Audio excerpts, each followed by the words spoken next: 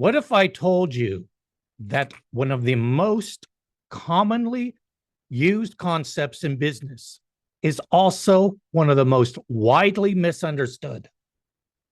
And if it's so important, if it's elevated to such a high level, how can we turn this around so that those who do misunderstand this concept can begin to understand and utilize it and employ it properly?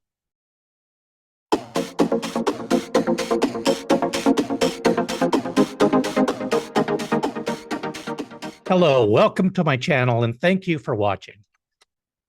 The most misunderstood concept in business is leadership. And the misunderstanding comes when you look at the differences between leadership and management. In fact, 80%, and that's a lot, 80% of all professionals misunderstand what leadership truly is. So let's look at the differences, and then let's look at some solutions and how we can reverse this and begin to expand this so that everybody, or at least most of the people, and especially the leaders within an organization, understand that leadership and management are separate things, and leadership is what people need. So here's some startling statistics. The number of managers entering a leadership position without training is 82%. The number of managers with high leadership talent, it's only 18%. Also, 18% of all managers are not confident in their leadership. And the number of managers confident but that need development is 60%. That means at least 60% of your managers feel like they're great leaders, but they're not, and they need help. Now, this misunderstanding can start with your entry-level managers, but it may go all the way to the top. It may include your CEO. It could even include your board of directors if you have one. So there's a big need within organizations today to better understand leadership and understand how we can develop true leaders in our organization, because without that leadership, your organization can never, ever reach its fullest potential, because your organization reaching its fullest potential depends on your people reaching theirs. And so we have to get a grasp on this, and we have to begin to reimagine not only what leadership is, but how do we get people to transfer from that manager mindset to that leadership mindset. Then the right question to ask is, what is the difference between leadership and management? So let's look at each one, and then we'll discuss how we can better equip our people to become better leaders and reach their fullest potential as leaders.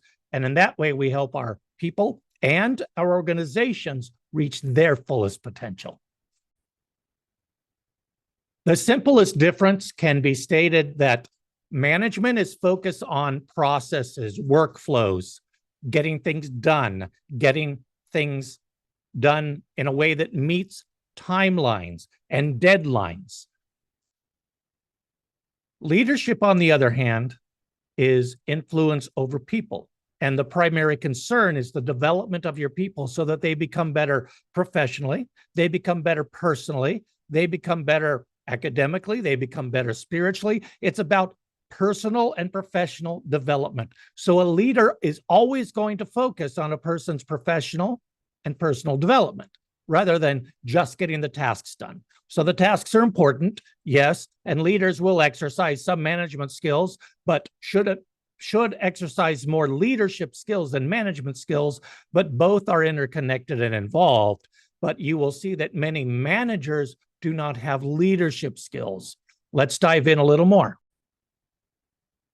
So leadership is about inspiring others to work towards a shared vision, focusing on creativity, innovation, and long-term goals. And it includes developing your people so that they can advance to the point where they can share those goals, where they can help the work, where they can contribute in a meaningful and more efficient way. But management involves organizing resources, coordinating tasks to achieve specific and usually short-term objectives efficiently. It's some of the key differences are vision versus goals. So leaders set a vision. They align people to that vision. They equip and enable and develop people so that they fit into that vision in a way that is meaningful for both the organization and to the individual. But managers create detailed plans and goals, step-by-step processes to execute the vision. Again, both important. It's change versus stability, where leaders are change agents. They take risks. They drive innovation. If you're in a leadership position and you're not willing to take risks, then you're a manager. You're not really a leader. Managers maintain stability. They evaluate risks to ensure smooth operations. Again, both important. But leadership requires that you must take a risk. See, I teach a course at a local university in strategic management. And one of the things I am always stressing to my students is you cannot run a business without taking risks. Yes, you evaluate the risks. You see which risks are worth taking and which ones are not. But we must constantly take risks in order to improve our organization, increase competitive advantage. And if the organization does better, then the employees also do better because there's more resources to go around. Now, it's also a difference between influence versus authority. Leadership relies on inspiring trust and influence, often without formal power. So you don't have to have a leadership title to be a leader, but management uses formal authority and control with subordinates who are expected to follow, do as they're told. So leadership empowers people. Leadership gives people autonomy. Management controls people. Management continues to supervise and monitor people. And it's about employee surveillance, comes from the management concept. It doesn't give autonomy, but leadership gives autonomy. So both roles require skills like communication, decision-making, and problem-solving, and both are crucial for organizational success. But they overlap in practice.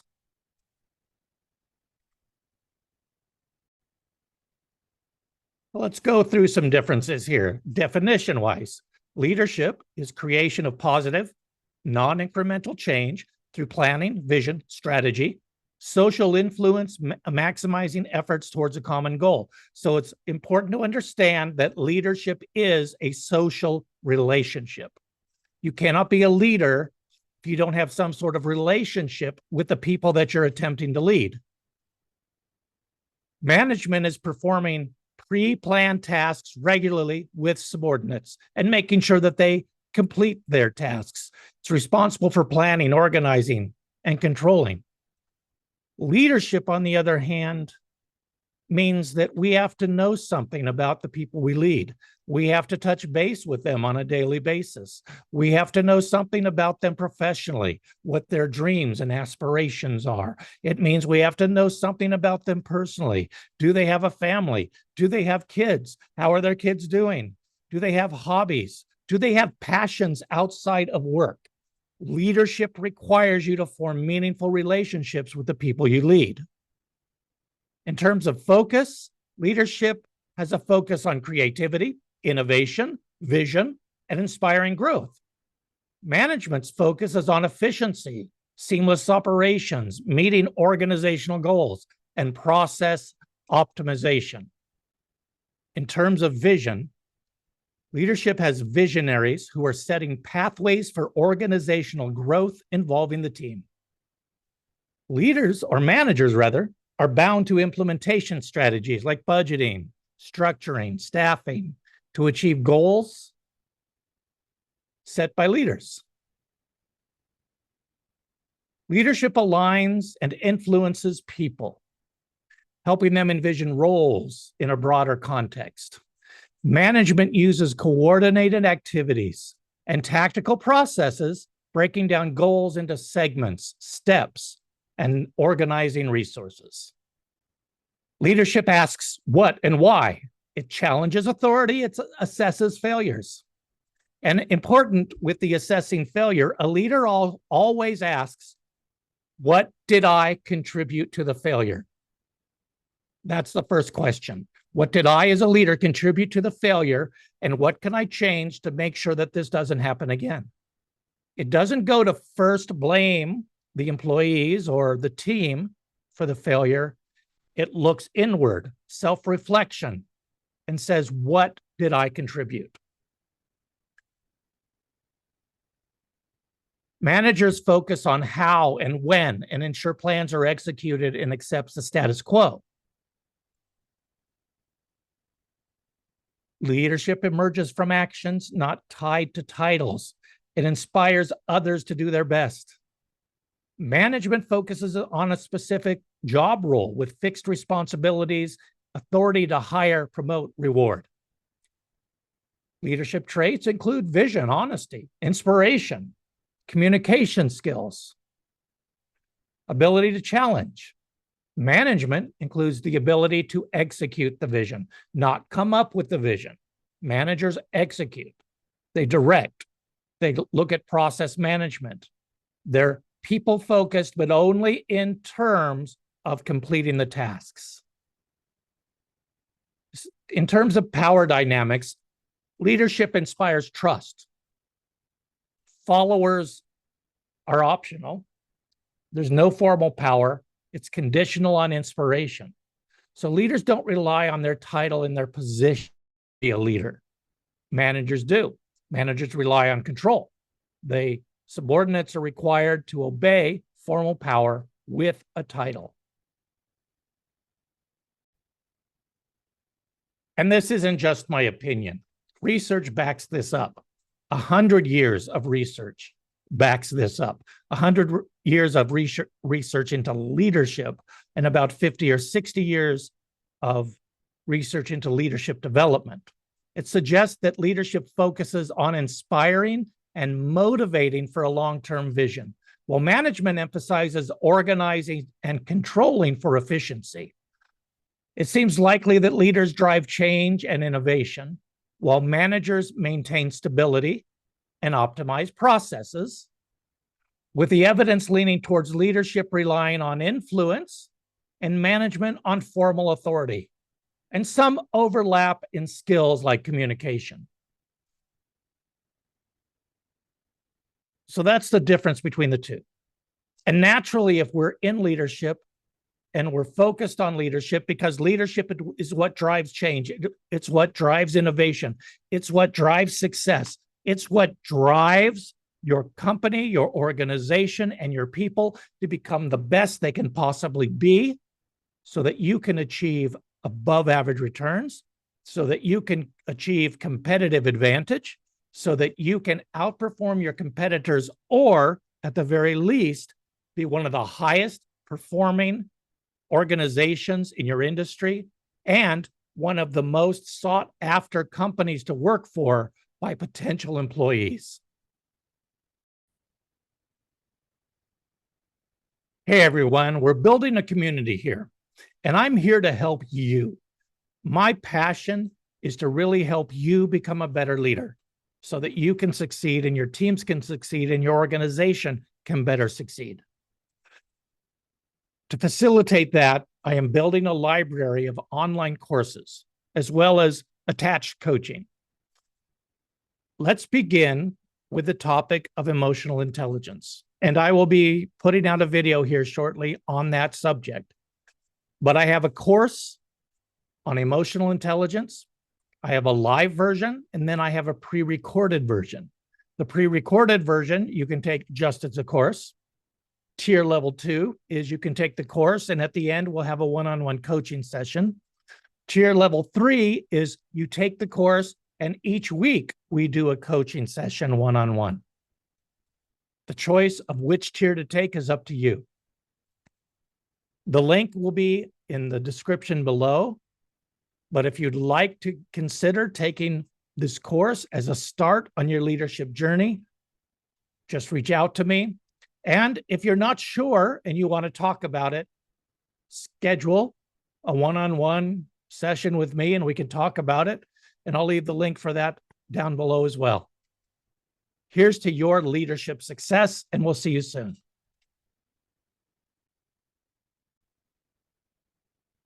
So if 80% of professionals don't really understand leadership, and the potential is that 80% of your leaders don't understand leadership, how do we change that?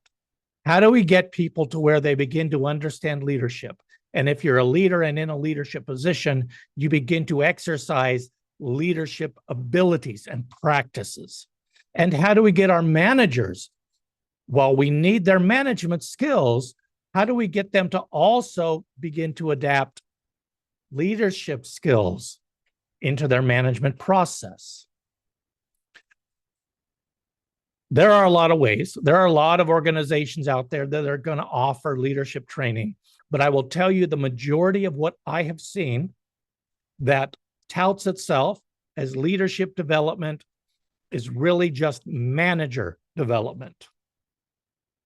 So you have to find an organization or a partner that really focuses on leadership development and leadership skills rather than management skills if you're trying to change your culture to embrace a leadership dynamic. So here are 5 tips, 5 things you might be able to do as a manager or a leader who doesn't truly understand leadership to begin to move in to better leadership skills. Number 1, stop micromanaging. Now, this might seem easier said than done, but you need to provide autonomy to employees. That means you let them do the task that you've assigned them. You don't micromanage it for good or for bad, whether they succeed or fail. You let them do the task. And if they fail in part or in whole, that's an opportunity to start working with them to develop them. So provide opportunity to employees, trust team members, and allow creative thinking and participation. The big thing here is trust. You must begin to trust the people that you hired to work for you. And if you don't trust them, why did you hire them? So trust them, give them autonomy, because this increases both productivity and efficiency. You can hold brief meetings asking the most important task, whether it's today or this week. Who is stuck? Who needs help? Who can help? And the benefits include team cohesion, and you will become more aware of the obstacles that your team faces, and you'll be able to help with those. Number 2 is communicate well. You know, I tell my students in the university, because as I said, I teach there part-time, that the 3 most important things that you can learn as a student, the 3 most important things to learn in college are learn to write well, that's the foundation, learn to communicate well, and learn how to speak well. Because if you can write well, communicate well, and speak well, then you have an advantage over 90% of your competition in the workforce. But if you communicate well, you ensure right message reaches the right person effectively. You begin to develop the communication art. What this results in is about 72% increased productivity, all dependent on your ability to communicate. 63% increase in customer satisfaction if you communicate correctly. 60% employee confidence if you communicate well. So listen and consider perspectives in decisions. Be willing to accept the perspectives of the people on your team, even if it's outside the status quo, and even if you don't necessarily agree with it or see it, you need to give some space for it, because the ideas that your team have may actually complement your own ideas and may even work better than what you thought. Number 3 is provide timely feedback. This doesn't mean an annual performance review.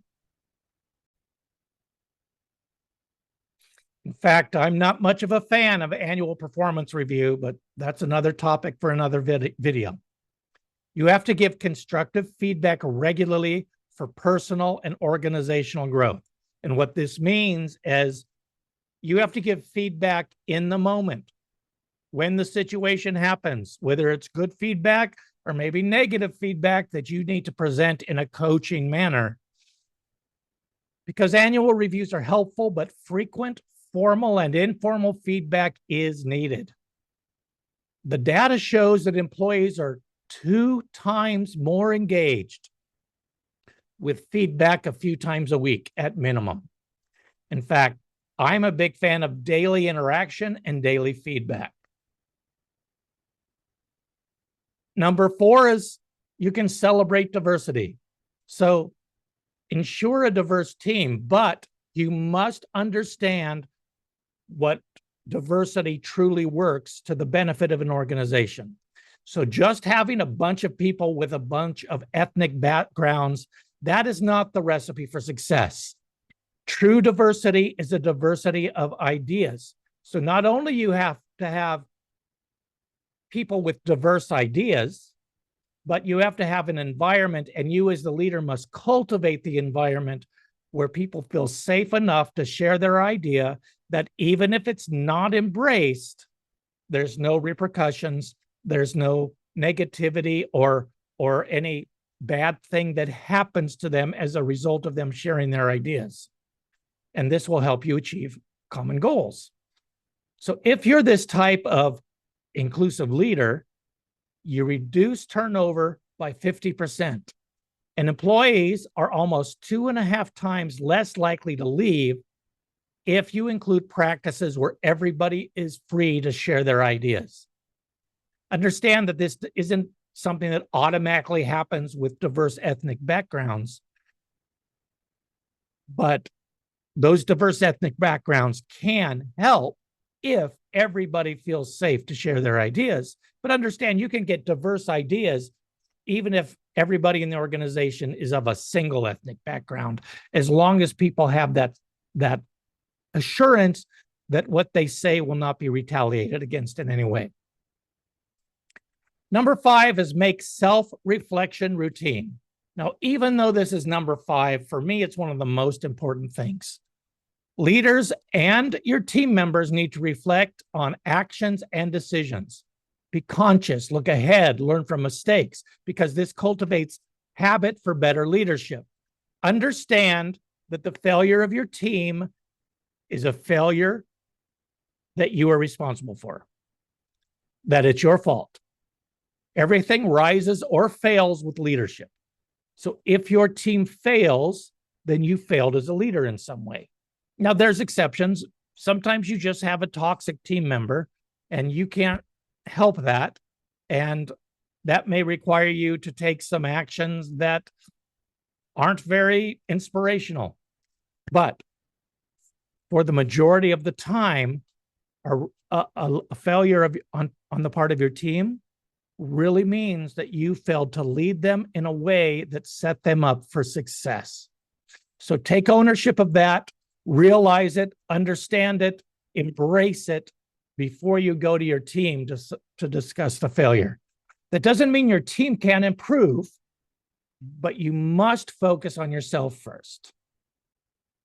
So there's an understanding of leadership versus management. There's 5 steps that we can take to really embrace becoming a better leader. If you would like some assistance on improving your leadership skills, I'm here to help. If you think we can work together, reach out to me. If you like this video, like, subscribe, and I will be posting more. My goal is to post 1 every week. So let's start to get to know each other. Let's build a community, and I'll see you soon.